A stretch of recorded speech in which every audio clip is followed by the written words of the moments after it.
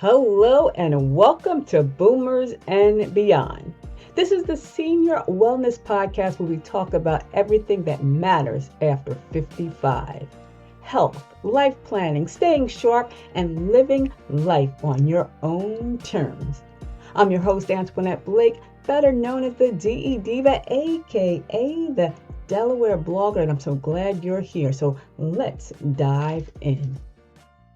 Hello, and welcome back to the show. This is Boomers and Beyond. And I'm Antionette Blake, the host, better known as the Divah, aka the Delaware Blogger. And today we're going to be talking about the most important organ in your body. Nope, not your heart, not your lungs, your brain. That's right. Now I know some of you might be thinking, Antionette, are we going to talk about Alzheimer's and dementia? And the answer is not in the way you might expect, because today's episode is not about fear. It's about power. It's about the very real, very science-based ability that you have right now at any age to actively support your cognitive health and keep your mind sharp, engaged, and fully in the game. That's right. Summer is actually the perfect time to build these habits. Because you know what? The pace is a little slower. There's more daylight and there's more opportunity for the kinds of activities that generally benefit your brain. And what you do this summer can set you up for sharper thinking all year long. So let's get into it.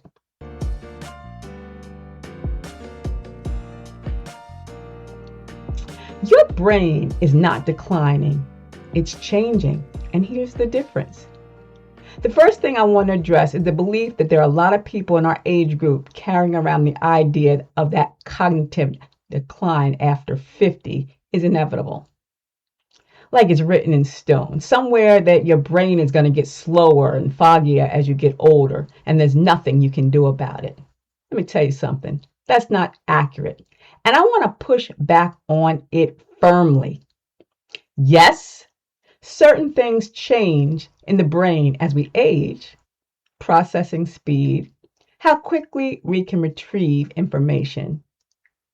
It kind of slows down. And short-term memory becomes slightly less efficient. Yes, these are normal, natural changes, and they do not mean that your brain is failing you. What the research actually shows is far more encouraging. Adults over 50 have stronger pattern recognition than younger people. We have better judgment, greater emotional regulation. We have the ability to see the big pictures in the way that younger minds simply cannot. Neuroscientists call this crystallized intelligence. And guess what? It peaks in your 60s and 70s, not your 20s. Your brain is not declining. It is maturing. And with the right habits, you can support that maturation and protect your cognitive health for decades to come. Now, there's a concept behind neuroplasticity, your brain's ability to form new neural connections throughout your entire life, not just when you're young, throughout your entire life. And every time you learn something new or try something unfamiliar or challenge yourself cognitively, you are literally building new pathways in your brain. So you are never too old to grow new brain cells. Let that sink in. Now, I'm going to give you 5 brain boosting habits to start this summer. Let's talk about what actually works. These are 5 habits that are backed by research and completely accessible. No gym membership, no expensive supplements, and no special equipment required. Habit number 1, learn something genuinely new. And I want to emphasize the word genuinely because doing the same crossword puzzle that you've been doing for 15 years is comfortable, but it's not actually challenging your brain in the way that promotes new neural growth. Your brain needs novelty. Pick something that you've never done before, a new language. That's free. There's some free new apps on your phone. You can try a new instrument. There are free YouTube tutorials for beginners on virtually every instrument that exists. Watercolor painting, calligraphy, coding, chess, photography. The sky's the limit. It generally does not matter what you're doing. It's exactly what you need to do. The newness is the active ingredient. And here's the beautiful thing about learning something new as an adult. You don't have to be good at it. You don't have to master it. The struggle itself, the feeling of your brain working to figure something out is exactly what's building those new neural connections. So, embrace the beginner phase. It means your brain is working. Habit number 2, read more books, scroll less. I know. I want to be direct about this because I think we underestimate how much passive screen time is actually affecting our cognitive health. Scrolling social media, watching TikTok videos, jumping from notification to notification, this is not stimulating to your brain in a meaningful way. It's actually training your brain to have shorter and shorter attention spans. And we all know that most of us have the attention span that less of a goldfish. And I think it's like 3 to 4 seconds. So, reading a book, especially a challenging one that requires you to hold information or follow complex narratives or understand new concepts, is one of the most cognitively demanding and beneficial things that you can do. It builds focus, it builds vocabulary, it builds the kind of sustained attention that keeps your mind sharp. So this summer, I want you to commit to one book a month. I know. Pick whatever generally interests you. Fiction, nonfiction, biography, history, mystery. The genre matters far less than the commitment to sitting with one sustained piece of writing and seeing it through. And if you don't want to do a book, do a magazine. You get magazines. Grab one, sit there, and read through it. Habit number 3, prioritize face-to-face social connection. Now, this one surprises people because it sounds like a social tip, not a brain tip. Nope, research is there. Social isolation is one of the strongest predictors of cognitive decline in adults over 50. And genuine in-person or voice conversation is one of the most cognitive demanding activity that your brain engages in. Let's think about this. Think about everything that your brain has to do during a real conversation. It has to listen and process the language in real time. It has to formulate responses. It has to read social cues, tone, and emotion.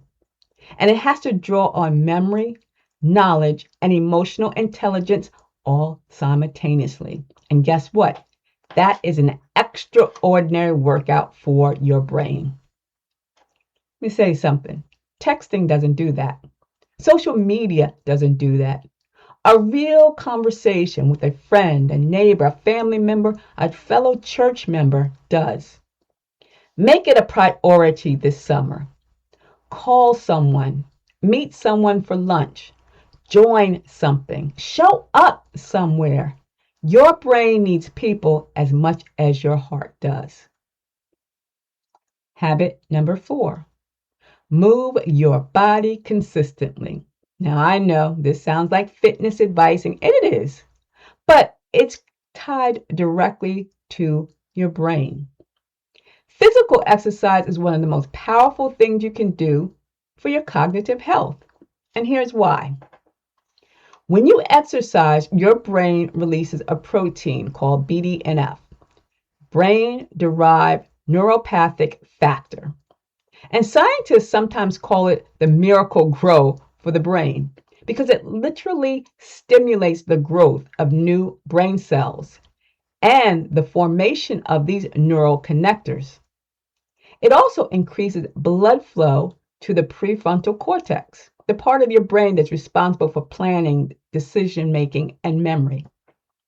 You don't need an intense workout to get these benefits. A 30-minute brisk walk 3 to 5 times a week produces measurable cognitive benefits in adults over 50. That's it. Something enjoyable, sustainable, and completely accessible. Enjoyable fitness is brain fitness. And habit number 5, protect your sleep like it's your job. That's right.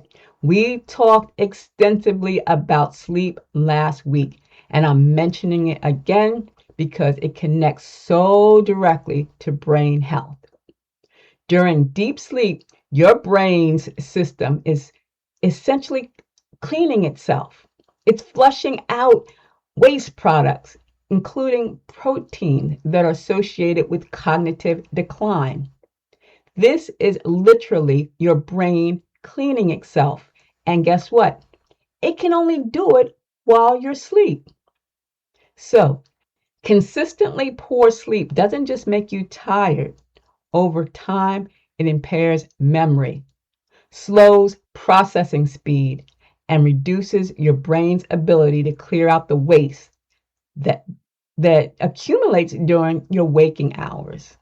Sleep is brain maintenance, so treat it as such. So here's your summer brain challenge. One thing I want you to do, I don't want you to try all 5 at once. Just pick one. Pick the one that feels most accessible to you right now. Maybe it's committing to that 30-minute walk 3 mornings a week. Maybe it's downloading an app to learn a new language. And maybe spending a few minutes learning the first 5 words. Maybe it's calling a friend, a family member, someone that you haven't spoken to in months, and having a real conversation. Just pick one, but do it consistently for 30 days and build on from there. And by the time September rolls around, poof, you'll have a new habit. You'll have stronger neural pathways and real momentum.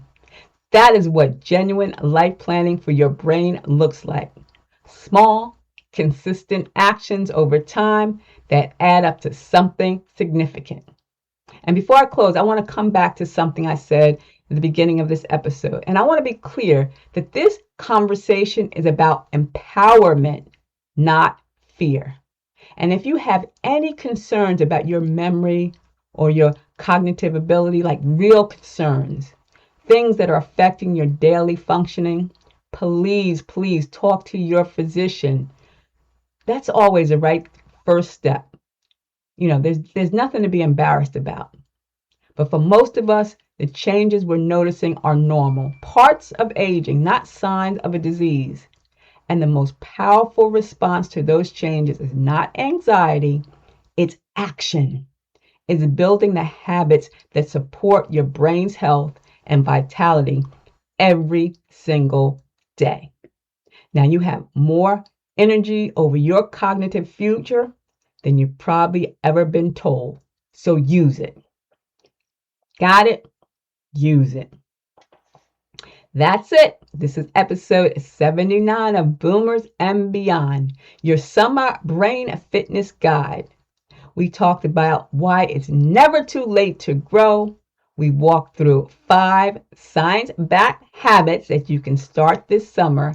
And I gave you a 30-day brain challenge to take into the week. So I ask you to share this episode with someone you love, forward it to a friend, leave a review on Apple Podcasts or Spotify because it helps more people find the show. And that means everything to me. You can read the full blog post at delblogger.com next week. Oh, and next week is going to we're going to hit close to home for a lot of you. We're going to be talking about money, summer spending, and senior discounts, a mid-year financial checklist. Yep, that's going to be episode 80, so you don't want to miss it. I'm Antionette Blake. Stay sharp, stay curious, and keep living boldly. See ya. It's the Divah, aka the Delaware Blogger. Now that's a wrap on today's episode of Boomers and Beyond. And if this conversation helped you, share it with someone who needs to hear it. Subscribe wherever you listen, and I'll see you next Saturday at 10 a.m. See ya. I'm the Divah, aka the Delaware Blogger. Keep living boldly.